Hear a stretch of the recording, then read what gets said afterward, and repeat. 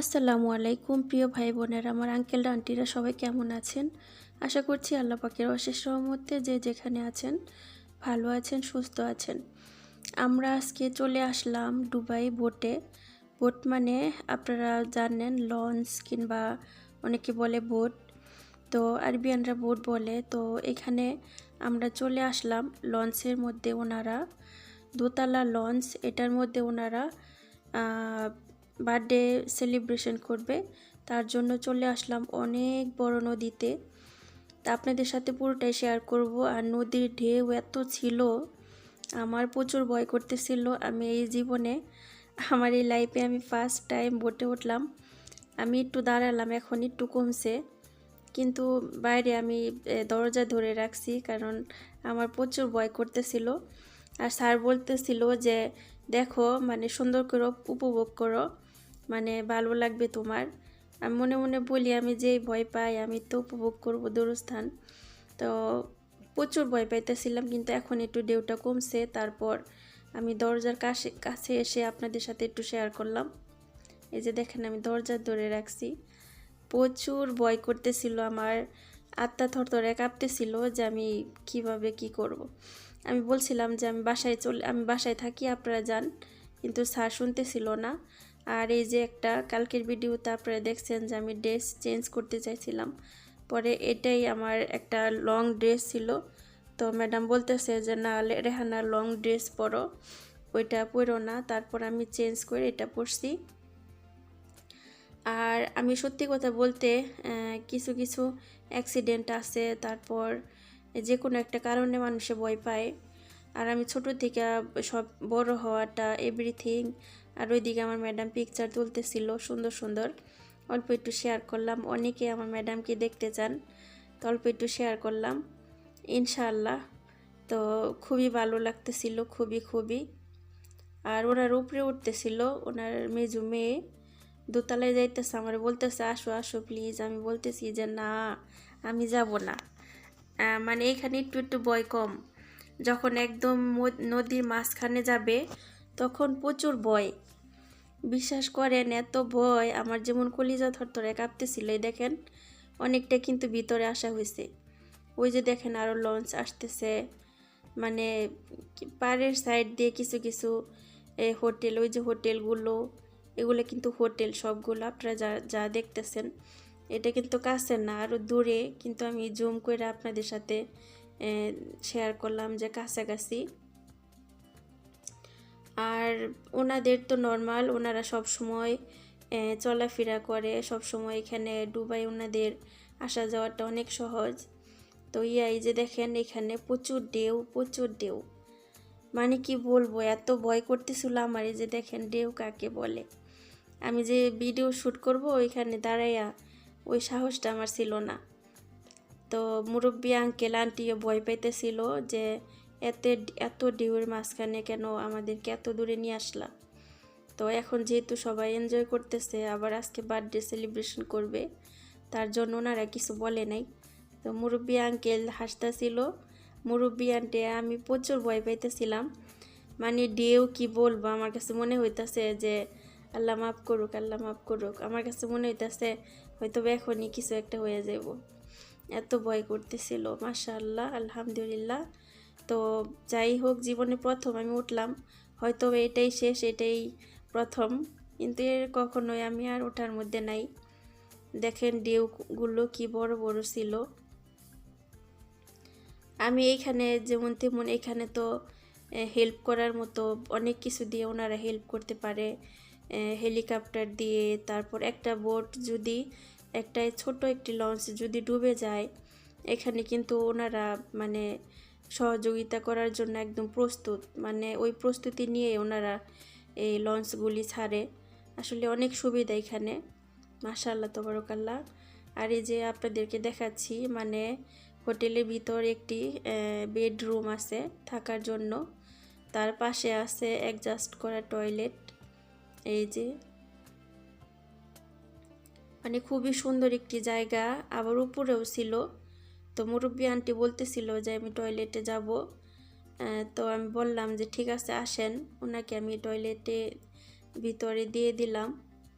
তো এখন আমি একটু শ্যুট করতেছিলাম যে আপনাদের সাথেও শেয়ার করি সুন্দর মুহূর্তগুলো। তো আশা করি আপনাদের কাছে ভালো লাগবে। আমরা বোটে বেড়াতে আসলাম, আপনাদের সাথে শেয়ার করলাম। তো আরো কিছু আছে শেয়ার করতে ইনশাআল্লাহ। আশা করছি আপনাদের সবার কাছে ভালো লাগবে ইনশাআল্লাহ ইনশাআল্লাহ।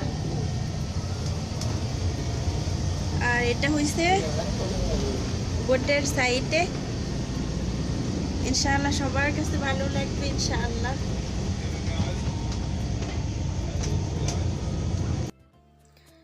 আর এখানে হচ্ছে সবাই বসে আছে, আমরা প্রায় এখন আর ভয়ের কিছু নাই। এখানে সন্ধ্যা সন্ধ্যা হয়ে গেল, এখন আর ভয়ের কিছু নাই। আমি শুধু আল্লাহ আল্লাহ করছি যে আল্লাহ কখন একটু কিনারে যাবে আর কখন একটু আশেপাশে যাবে। আমি সাঁতার জানি না, তারপর আমার প্রচুর ভয় ছিল ভিতরে। আর দেখেন এই যে কত বড় বড় হোটেল, এগুলি সবই হোটেল। তো এগুলি সবই থাকার হোটেল। ওনারা প্রচুর প্রচুর এখানে শুধু হোটেলই বেশিরভাগ যা আছে, শপিং মল, তারপর একটু ভিতর সাইডে, তারপর অন্যরকম।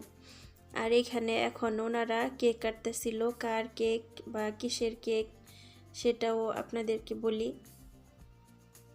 আর আমার ম্যাডামের বার্থডে ছিল, আমার ম্যাডামের বার্থডের জন্য এই যে ওনারা এখানে ওনার ওয়াইফকে সারপ্রাইজ দেওয়ার জন্য এখানে নিয়ে আসছে। আসলেই সারপ্রাইজ তো শুধু সে না, প্রতিবারই আমার ম্যাডামকে আমার স্যারে বিভিন্ন জিনিস দিয়ে ওনারা সারপ্রাইজ দেয়।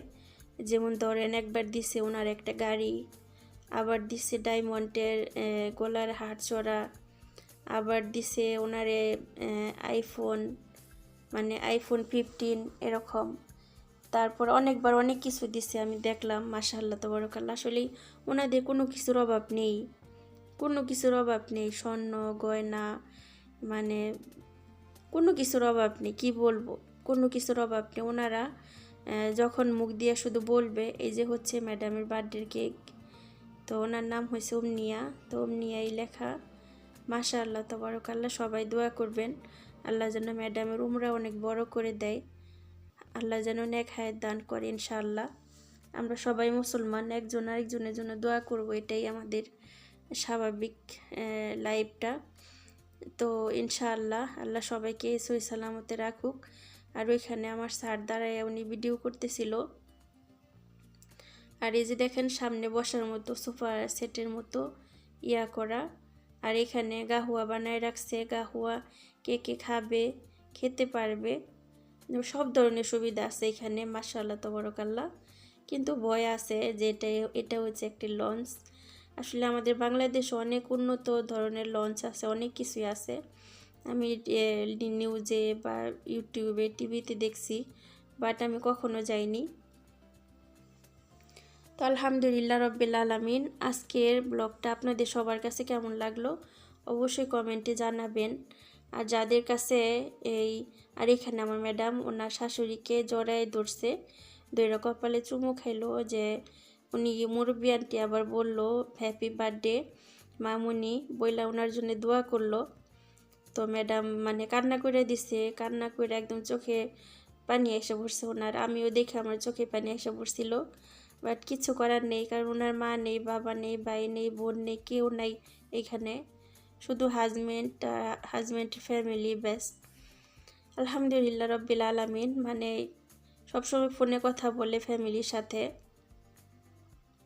এটুকুই আর কি। যে আসলে মানুষে যখন বাবা মা সব কিছু থাকতেও না থাকার মতো, তখন এই কষ্টটা কিন্তু মানা যায় না। দুনিয়াতে না থাকলে সেটা মানা যায়। আসলে সব প্রতিটা মানুষেরই কিছু না কিছু কষ্ট থাকেই। আল্লাহ পাক যারে যেভাবে রাখছে আলহামদুলিল্লাহ রব্বিল আলামিন। তো যাই হোক, সবাই দোয়া করবেন আল্লাহ যেন সবাইকে সহি সালামতে রাখে, আল্লাহ যেন ভালো রাখে, সুস্থ রাখে, আলহামদুলিল্লাহ রব্বিল আলামিন। আর এই যে আমরা আর কিছুক্ষণ পর এখান থেকে নেমে যাব, আর কালকে কিন্তু আমরা বাসায় চলে যাব ইনশাআল্লাহ। আপনাদের সাথে শেয়ার করব, বিভিন্ন ভিডিও শেয়ার করলাম, আমরা যেমন সময় কাটালাম, আমরা যেখানে যেখানে গেলাম, ঠিক সেইগুলোই আপনাদের সাথে তুলে ধরলাম। আলহামদুলিল্লাহ রব্বিল আলামিন। আর এখানে ছোট ছোট লঞ্চগুলো এত সুন্দর করে সাজানো ছিল, যা বলার বাহিরে। মাশাআল্লাহ তাবারাকাল্লাহ, খুবই সুন্দর ছিল। আসলে এত সুন্দর মুহূর্ত যে পাবো এখানে এসে তা কখনো ভাবি নাই। আলহামদুলিল্লাহ রব্বিল আলামিন, আল্লাহর কাছে লাখ লাখ শুকরিয়া। আলহামদুলিল্লাহ, আপনাদেরকে একটু ডিফারেন্স কিছু শেয়ার দিতে পারলাম, আর নিজেও একটু মনটা ভালো লাগলো। আলহামদুলিল্লাহ রব্বিল আলামিন। ইনশাআল্লাহ দেখেন পানিগুলো এত পরিষ্কার, আমার মনে হয় যে একটা বালির কোনাও নাই, এত সুন্দর। মানে হাত দিয়ে ধরলেও যেন কেমন লাগে। আমার মনে হয় পানির মধ্যে কোনো ধরনের মেডিসিন ওনারা ইউজ করে। পানিটা একদম ঝকঝক করে, এত সুন্দর।